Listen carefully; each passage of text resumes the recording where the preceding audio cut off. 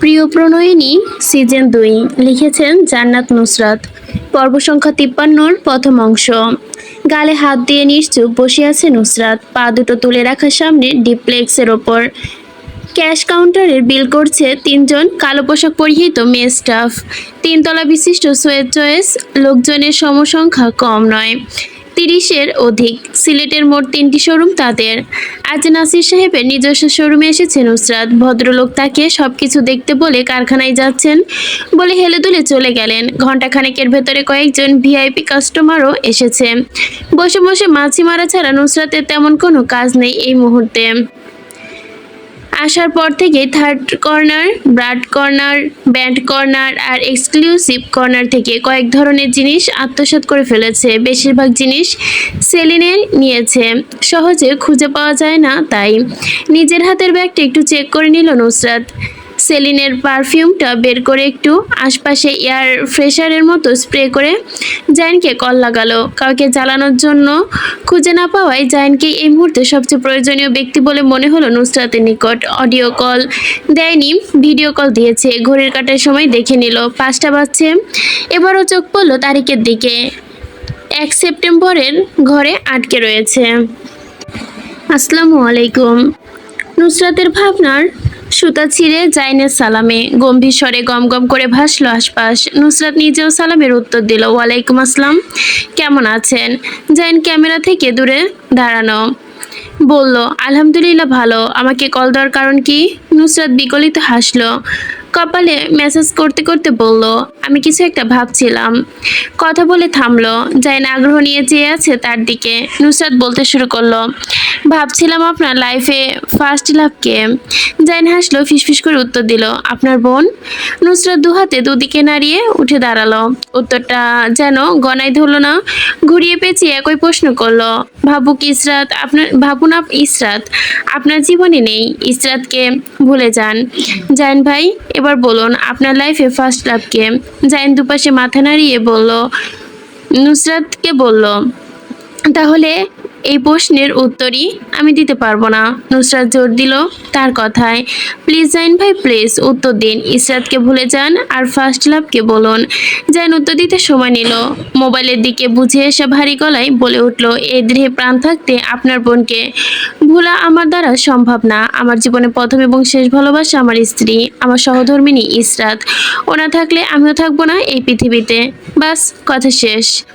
নুসরাত জাইনের এসব সাহিত্যিক কথা শুনে ভীষণ বিরক্ত হলো। নাক ও মুখ কুচকালো। সামান্য হিংসের গন্ধে তার পাশটা ছড়িয়ে যেতে লাগলো। এমন কথা তো আজ পর্যন্ত তাকে কেউ বলেনি।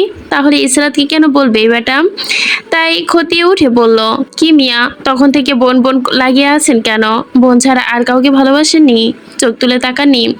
জন্মের পর থেকে বিদেশে থাকছেন, তারপরেও ইসরাত কিভাবে আপনার ফার্স্ট লাভ হয়? সত্যি করে বলুন জাইন ভাই, আমাদের সাথে মজা নিচ্ছেন না তো? আপনার এত ভালো মানুষই কিন্তু আমি মেনে নিতে পারছি না। জাইন নুসরাতের কথায় বিরক্তিতে শান্ত থাকলো। উত্তর দিল, আমি খারাপ হলে আপনার বাবা আমার সাথে ইসরাতকে বিয়ে দিত? নুসরাত মাথা দোলালো, তারপর আবারও খ্যাক করে উঠল, তাহলে তো আপনি পিওর ইনটেক মাল। জাইন ভুরু কুচকালো। অদ্ভুত মুখে কিছুক্ষণ নুসরাতের আগাগোড়া পরখ করে নিয়ে জানতে চাইল, what you mean by pure intake মাল? আমাকে কি মাল মনে হয় আপনার? কোন দিক থেকে? নুসরাত মুখ বাঁকালো ব্রিটিশ না দিয়ে। এই জাইন ভাই যে পিওর মাল তা আগেই বুঝেছিল, তবু একটু খুঁটিয়ে বাজাচ্ছিল আর কি। জাইন ফোন রাখার জন্য তাড়া দিয়ে বলে উঠল, তাহলে ফোন রাখি, ভালো থাকুন। নুসরাত থমকালো জাইনের হাত দিয়ে, থামিয়ে দিয়ে বলল মুখ দিয়ে বিড়বিড় করতে করতে, আরে দাঁড়ান মিয়া, কথা শেষ হয় নাই। জাইন গম্ভীর আদলে দেখলো নুসরাতকে, ভুরু উচালো, জানতে চাইলো শেষ কথা কি। জাইনকে জ্বালানোর জন্য শেষ একটা কথা বলে ঝটফট ফোন রেখে দিবে ভাবলো নুসরাত। তাই আগে অনুমতি নিয়ে বলল, শুনুন জাইন ভাই, অনেকদিন ধরে আপনাকে বলবো বলবো বলে আর বলা হয়নি। জাইন আগ্রহ নিয়ে শোনার জন্য বসে রয়েছে যেন।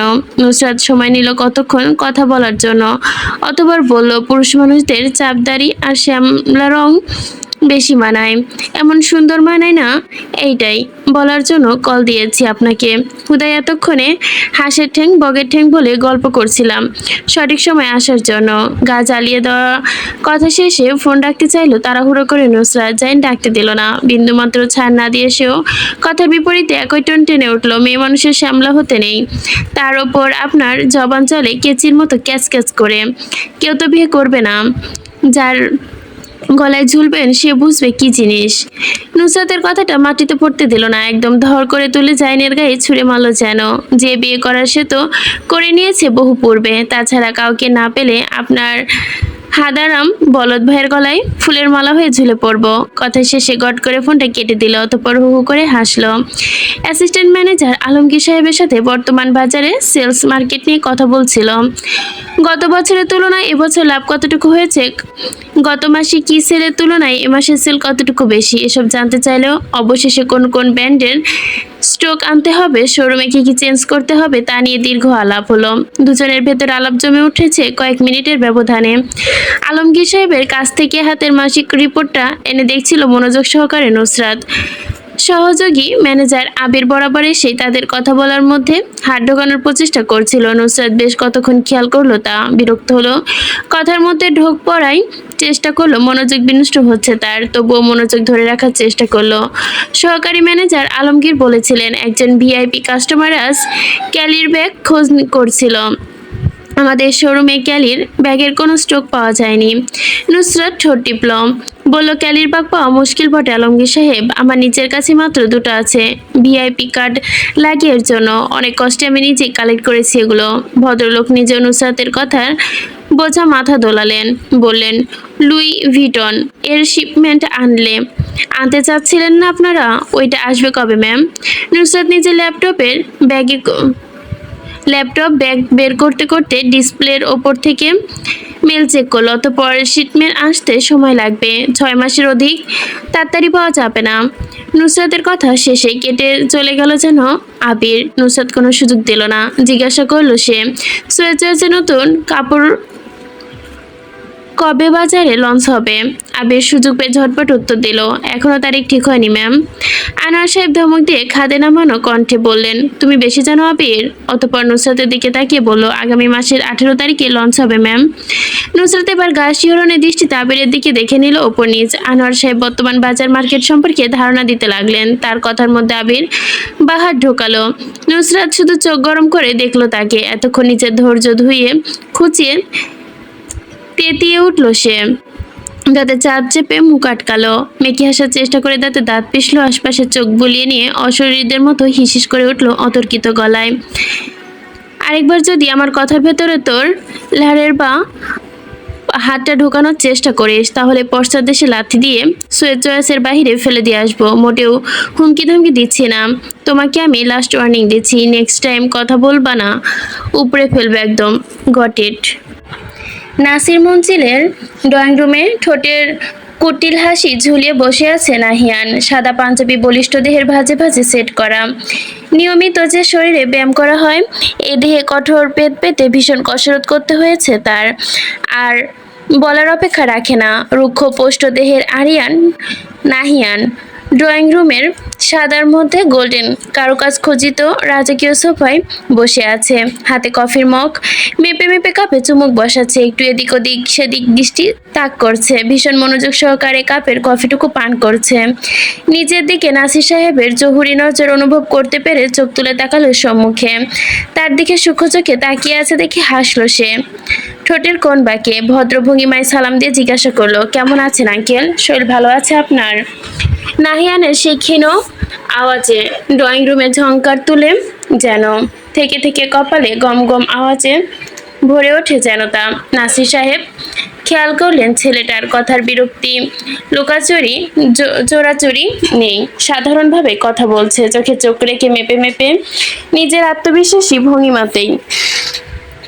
তবুও না চাইতেও ফুটে উঠল চোখের আকার আকৃতির পরিবর্তন। নাসির সাহেব দেখলেন ছেলেটা সময় নিয়ে ভদ্রতার খাতিরে প্রশ্নের উত্তর দিচ্ছে, আলহামদুলিল্লাহ ভালো আছি, আপনি কেমন আছেন?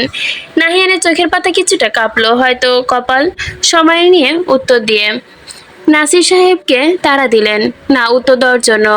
নাহিয়ানের একটা কথায় শ্বাস প্রশ্বাসের প্রতি যেন তিনি দ্রুত বসে গুনে ফেললেন। সে নিজেকে সামলে নিয়ে উত্তর দিলেন শান্ত স্বরে, আলহামদুলিল্লাহ। সরাসরি কথা বললেন নাসির সাহেব, কি কারণে এই গরিবের ঘরে আপনার পায়ের ধুলো পড়েছে তা কি জানতে পারি? নাহিয়ান আশপাশ দেখলো, খুঁজলো কাউকে, প্রশ্নের উত্তর দেওয়ার তাড়া নেই তার। নাসির সাহেব তার ঝাঁক দেখেই বললেন, আপনি যাকে খুঁজছেন সে আজ বাড়িতে নেই। তড়াক করে না চাইতেই প্রশ্ন করে বসলো নাহিয়ান, কে? সহজ কণ্ঠে ভদ্রলোকের স্বীকারোক্তি, আপনি আসছেন শুনে রেখে এসেছেন বাহিরে, তা বললেন না? আমার বাড়িতে আপনার মতো বড় লোকের পা পড়লো কিভাবে? নাহিয়ান হাসলো ঠোঁট এলিয়ে, বলল, আপনি জানেন আঙ্কেল। তা না কেন বা কোন কারণে? নাসির সাহেব দু কাজ ঝাঁকালো, বললেন, না আমি জানি না। আপনি বলুন কেন এসেছেন, না বলে আমি জানবো কিভাবে? ততক্ষণে কিচেন থেকে এসেছে নাজনীন বেগম, মাথায় আঁচল টেনে বসেছে নাহিয়ানের মুখোমুখি। তীর্যুক্ত চোখে তাকালেন ছেলেটার দিকে, মুখের ভাব ভঙ্গিমে কি কঠোরতার দৃষ্টি আবদ্ধ। এবার নাহিয়ান শান্ত ভঙ্গিমায় একটু ফাঁপার দেখা মিলল। সে নিজের জায়গায় অটল থাকতে চাইলো, পারল না। চেহারার ভাবগতি বদলালো নাজনীন বেগমকে এখানে মোটেও আশা করেনি সে। ভদ্রমহিলার স্বামীর পাশে পায়ের ওপর পা তুলে বসে আছেন, গায়ে শাড়ি, পায়ে জারার স্যান্ডেল। দেখা শেষ নাহিয়ান আপনার? নাজনীন বেগমের কথায় হকচকিয়ে গেল, আবারও দেখলো ওনাকে। সামাজিক রুনের ঠোঁটের মিষ্টি হাসি ঝুলানো নাজনীন বেগমের। ঢোক নিয়ে চোখ সরিয়ে নিলেন সে, মুখের ঘাম হাতে তালু দিয়ে মুছে নিয়ে বললেন, জি। কথা আটকে গেল মাঝপথে। এতক্ষণে ঝরঝর করে কথা বলে এখন আর কথার মধ্যে তীব্র সংকোচ বহন করছে নাজনীন বেগম। তাই সামনে সেন্টার টেবিলের দিকে থেকে পানির গ্লাস এগিয়ে নিয়ে বলেন, পানি নিন আব্বা। নাহিয়ান পানি নেওয়ার জন্য বাড়ানো হাতটা থমকালো, বজ্রের মতো তার হৃদয় চমকালো, থমকালো দু চোখের নয়ন জোড়া। তখন গ্লাস বাড়িয়ে রেখেছে নাজনীন বেগম ইশারা নিতে বললেন। নাহিয়ান পানিটুকু নিয়ে এক চুমুকে খেয়ে বড়সড় বিষম খেলো।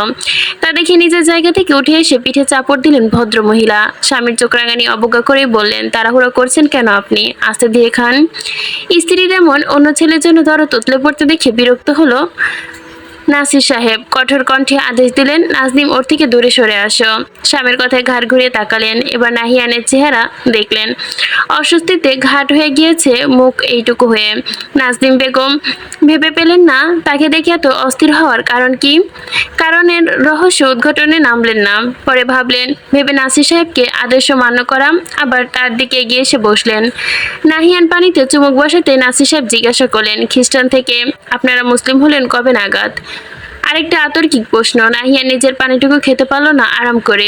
এই পরিবারের মানুষ যতটা সহজ ভেবেছিল সে ততটা না। তাই কুহু কুহু করে কাশতে কাশতে বলেন, জি। কি বলেন বুঝিনি। কথাটা কাটানোর জন্য না, বোঝার ভান করলো নাসির সাহেব। আবারও জিজ্ঞাসা করলেন, খ্রিস্টান ছিলেন না? তোমার বাবা দাদা কবে নাগাদ মুসলিম হতে চাইলেন জিজ্ঞাসা করলাম। নাহিয়ান ঢোক গিলল। এর ভেতরে খবর জানলো কি করে ভদ্রলোক, ভেবে পেল না সে। অতঃপর সময় নিয়ে প্রশ্নের উত্তর দিল, বছরখানেক পূর্বে। নাসির সাহেব প্রশ্নের ভান ছুড়ে দিলেন, যখন নুসরাতের সাথে আপনার প্রথম দেখা হয়েছিল? নাহিয়ান মাথা দোলালো, আবার অবাক কণ্ঠে জানতে চাইলো, আপনি কিভাবে সেটা জানলেন? নুসরাত? নাসির সাহেব দাড়ি টেনে দিয়ে নাহিয়ানের কথায় বললেন, আমি আমার মেয়ের ব্যাপারে আপনার থেকে অধিক জানি নাহিয়ান। আমি বাবা ওর, আপনি নন। বিষম চেহারায় নাহিয়ান বসে রইল। নাসির সাহেব আবারও বললেন, আমরা মেন পয়েন্টে রেখে অন্যদিকে চলে যাচ্ছি। মেন পয়েন্টে আসি, কেন এসেছেন এখানে?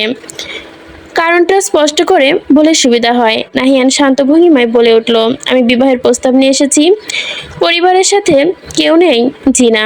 পরিবার ছাড়া আশা পাত্রের কাছে আমি মেয়ে দিব কি করে? নাহিয়ান ভারী গলায় বলে উঠল, যেভাবে বড় মেয়ের বিয়ে দিয়েছেন।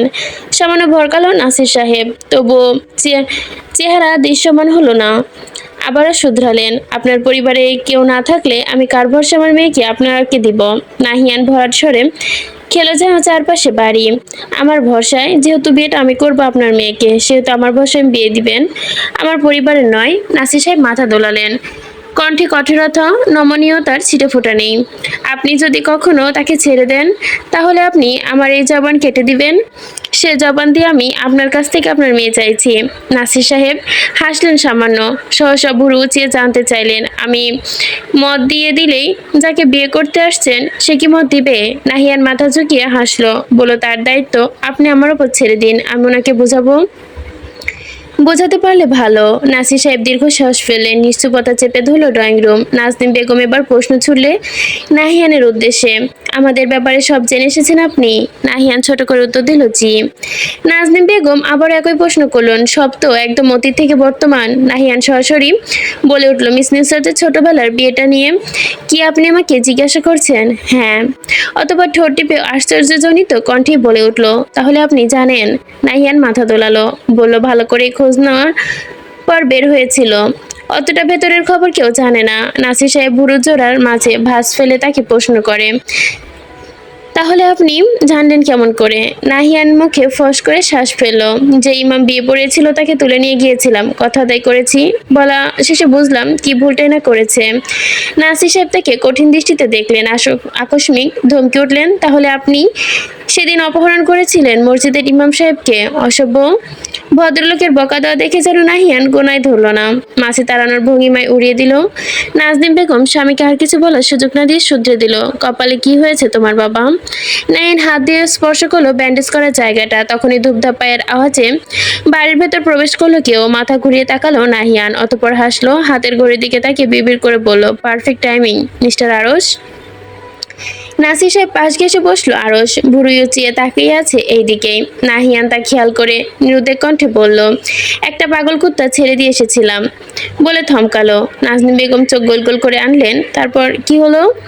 নাহিয়ান হেসে আরশের পানে আর চোখে তাকালো, জিভ দিয়ে ঠোঁট ভিজালো। পাগল কুত্তার কামড়ের হাত থেকে নিজেকে বাঁচানোর জন্য দৌড় দিলাম। পিছে এমন ভাব নিল হঠাৎই উষ্টা খেয়ে রাস্তায় পড়লাম। ততক্ষণে মাথা ফেটে গেল। উঠে বসে নিজেকে ঠিক করার আগে খেয়াল করলাম উষ্টা খেয়ে এমনি পড়েনি। পাগল কুত্তা আরেকটা পাগল বন্ধু আমার ল্যাং মেরে ফেলে দিয়েছে। নাজনীন বেগম যেন পাগলটার গল্পটায় আরো আগ্রহ বাড়ালো, উৎসাহিত কণ্ঠে বলল, তারপর কি হলো? নাহিয়ান তপ্ত শ্বাস ফেললো, তারপর বলল, কথা শেষ না করে শব্দ করে আবারও শ্বাস ফেলে যেন ভীষণ দুঃখিত সে। নিজেকে বাঁচানোর আপ্রাণ চেষ্টা করেও কালো রঙের পাগলা কুত্তাটা লাল লাল চোখে মুখে এসে আমায় কামড়ে দিল। সাথে তো তার বন্ধু আছেই। ভীষণ শোকাহত হলেন নাজনীন বেগম। জিজ্ঞাসা করলেন, ইঞ্জেকশন পোস্ট করেছো? তাহলে তো ব্রেনের কুকুরের বাচ্চা জন্ম নিতে শুরু করবে। জি, গনে গনে 14টা মারতে হয়েছে। পাগলা কুত্তা তো, বুঝতেই পারছেন। নাজনীন বেগম চিন্তিত স্বরে নাহিয়ানের কাছে জানতে চাইলো, এই মৌসুমে পাগলা কুত্তা আসলো কিভাবে? নাহিয়ান ভীষণ অবাক ভঙ্গিমায় বলে উঠল, বিদেশ থেকে। ওমা, আপনি জানেন না আন্টি? অবগত চূড়ান্তই পৌঁছে গেল সে। ঠোঁটে হাত রেখেই রহস্যময় কুত্তার আলাপ জুড়ল। মাসখানেক আগে বিলেত থেকে বিলেতি কুত্তা দেশে এসেছে। সময় মতো ইঞ্জেকশন পোস্ট না করে রাস্তায় যাকে পাচ্ছে তাকে কামড়ে দিচ্ছে। সামনে আবার ইলেকশন। আমার তো একজন কর্মী, ব্যস্ত মানুষে পাগলা কুত্তা কামড়ে না দিলে এতদিনের জনগণের উন্নয়নে অনেক কাজই করে ফেলতাম। আসলে বুঝতে তো পারছেন, কুত্তা তো আর মানুষের ভাষা, কাজ আর মানসিকতা বুঝে না। নাজনীন বেগম দেখলেন তার পাশে বসে থাকা আরশ রাগে প্রকাতে দপদপ করে জ্বলছে। হাত দিয়ে সোফার বালিশ চেপে ধরেছে, অনেকক্ষণ ধরে মুচড়াচ্ছে।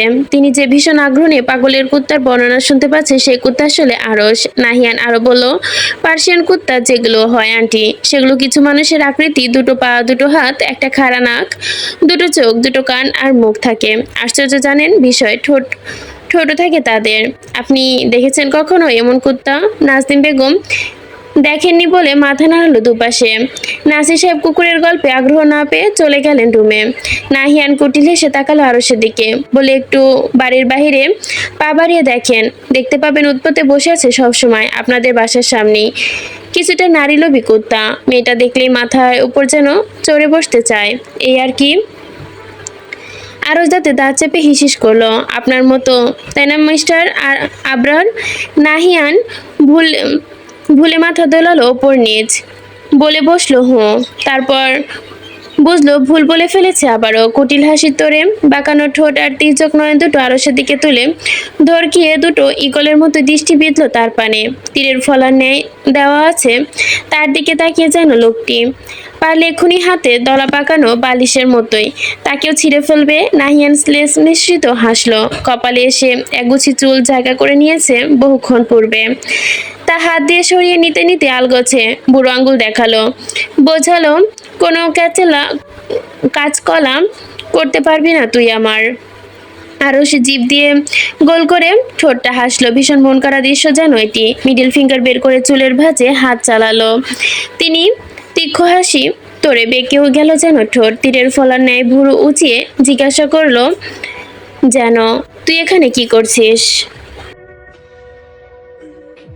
নাহিয়ান যেন গায়ে মাখলো না, এমন ভঙ্গিতেই গা ঝাড়লো। ওই রকম করে ইশারায় বুঝিয়ে দিল, তোর বউ খপ করে আমার হাতের মুঠোয় নিতে এসেছে, পাখি এবার কাছে ছেড়ে উড়াল দিবে। তার ছিল শহীদ আরস যেন বলল, তুই নিয়ে উড়াল দিবি? নাহিয়ান ভীষণ আত্মবিশ্বাসী ভঙ্গিমায় মাথা দোলালো, বলল হ্যাঁ। আরো শ্লেষ মিশ্রিত স্বর নাহিয়ানের কানে অভাবেই যেন ভাসলো, কটাক্ষরের সাথে যেন গম্ভীর মুখটা জিজ্ঞাসা করলো, চিনিস কতদিন তুই ওকে? নাহিয়ান হাত মাথায় চালিয়ে আঙ্গুলের ইশারায় দেখালো 2। ঠোঁট নাড়িয়েও বলল 2। আর আমি ওকে 13 বছর ধরে চিনি। আমাদের দুজনের চেনা জানা কতটুকু পুরনো তুই জানিস? তাতে আমার কি যায় আসে? তুই চিনলেই বা কি? এবার তোর পাখি আমার কাছে আটকা পড়বে। নাজনীন বেগম উঠে দাঁড়ালেন, বললেন, দুইজন কথা বলো, আমি যাই, রাতে রান্না করতে হবে। নাজনীন বেগম যেতে খাদে নামানো স্বরে আরস খেকিয়ে উঠল, তোর চোখ তুলে ফেলবো আমি নাহিয়ান, কলিজা ছিঁড়ে ফেলবো তোর। কোন দিকে চোখ দিয়েছিস তুই? বুঝে শুনে দিবি। নাহিয়ান হাসলো হো হো করে, আরস কথা উড়িয়ে দিল হাওয়ায়, বলল, আমি তো তোর জান নিয়ে ফেলবো আরস, তুই কিছুই করতে পারবি না। You can do anything. বসে বসে শুধু দেখবি, আর চোখে কি চুল একবার বাঁকাতে পারবি না তুই? রাগে তেতিয়ে উঠল চোখের আকারে শাসানোর মতোই যেন আরস। How did you fucking thing or did just sit at watch? নাহিয়ানের চোখের পাতা ঝাপটালো, প্রফুল্লতা নিয়ে হেসে জিজ্ঞাসা করলো, তাহলে তুইও কিছু করবি? বসে বসে দেখবি না? Nice, very nice. থমকালো সেকেন্ড কয়েক, আবারও বলল, কিন্তু তুই কিছু করার আগে আমি ওকে বিয়ে করে ফেলবো, খালাস হয়ে যাবে সব কিছু। আরো ধৈর্য হারালো এতক্ষণে, ছুঁড়ে ফেললো হাতের কনিষ্ঠা, তেড়ে এসে চেপে ধরলো নাহিনের পাঞ্জাবির কলারটা, দিক বিদিক ভুলে মুষ্টি করে বসালো দুটো ঘুষি, নিচের ঠোঁটের একপাশে শ্বাস ফেললো, দাঁতের কপাটি চেপে হিসিসালো সাপের মতো। নাহিয়ান হাসলো, আরো সে রাগ দেখে ভীষণ আনন্দ লাগলো তার, কটাক্ষ করে বলে উঠলো, এত প্রেম বা? কথা শেষ হওয়ার আগে নাহিয়ানের গলদেশে চেপে ধরলো আরস, নাক দিয়ে মিটমিট করে রক্ত উকিয়ে দিতে লাগলো যেন, এমনকি নাহিয়ান আরসকে ছাড়ানোর চেষ্টা করলো না, নিজের থেকে করে হেসে বলে উঠলো, তোকে একটাও মারলাম না, তুই দেখি এখনই প্যানিক অ্যাটাক করে বসেছিস। ছ্যাম, ঠোঁট বাঁকালো সে, আরসের নাকের কাছে ঠোঁট নিয়ে বিশ্রী হাসলো, নুসরাতকে কখনো পাবি না তুই, বুঝেছিস আরস, কখনো পাবি না।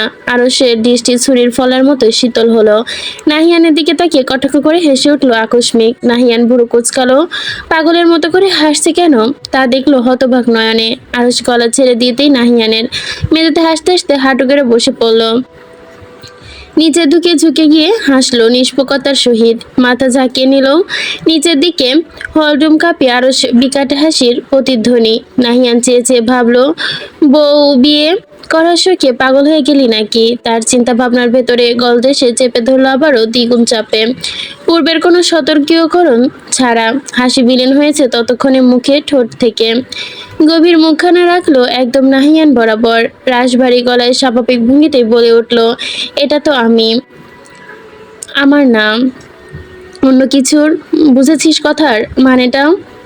এটা তো আমিও জানি নুসরাত আমার কখনো পাবো না, কিন্তু ও যদি আমার না হয়, তোর কসম নাহিয়ান, আবরার পড়ব, আমি ওকে তোরও হতে দিব না, এমনকি কারোরই হতে দিব না। নো ম্যাটার হোয়াট, প্রয়োজনে আমি তোকে খুন করলেও পিছপা হব না।